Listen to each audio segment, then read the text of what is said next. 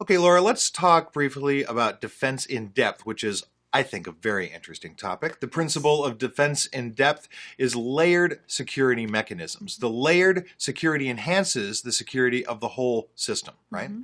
Now, during an attack, if one layer gets impacted, other layers can still hold down the fort, as we say, right? And implementing defense in depth strategy is not an easy mechanism. Mm-hmm. It is much more complex than what we normally would imagine. Now, implementing this approach could add to the complexity of the system, as I'm sure you're going to elaborate on that. Correct. So let me give you an example of what a layered security is not. Multiple implementations of the same basic security tool is not a layered approach.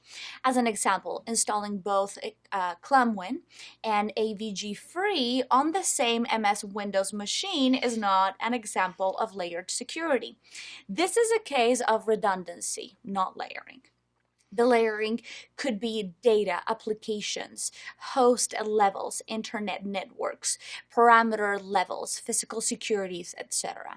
We will have policies and procedures covering these layers, and users may be made aware of these for All right. sure. Yeah, absolutely. So on the data layer, you could have ACL and encryption. Mhm. On the application layer, you could have antivirus and application hardening practices.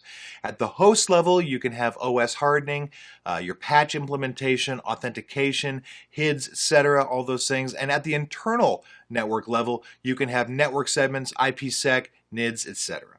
So at the perimeter level, you can have firewalls and VPN quarantining right on the edge. Mhm. So at the physical level, you can have guards employed, the physical locks on, and tracking devices. So they're kind of how different things can work out in those layers. Right. Defense in-depth strategies also include other security preparations other than the directly protective ones.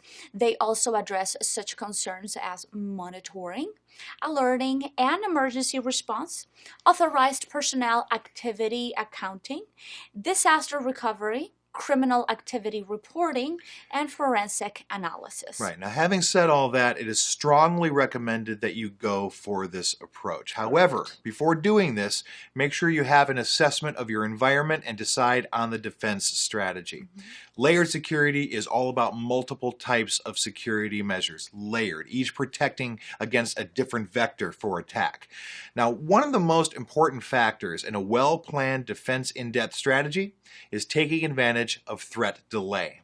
Now, by ensuring rapid notification and response when attacks and disasters are underway and delaying their effects, damage avoidance or mitigation that cannot be managed by purely technological measures can be enacted before the full effects of a threat are realized. Super important. That's correct. This is a brief description of defense in depth. When we implement a multiple layered security, it increases an attacker's identification much more easily. It also reduces an attacker's chance of success.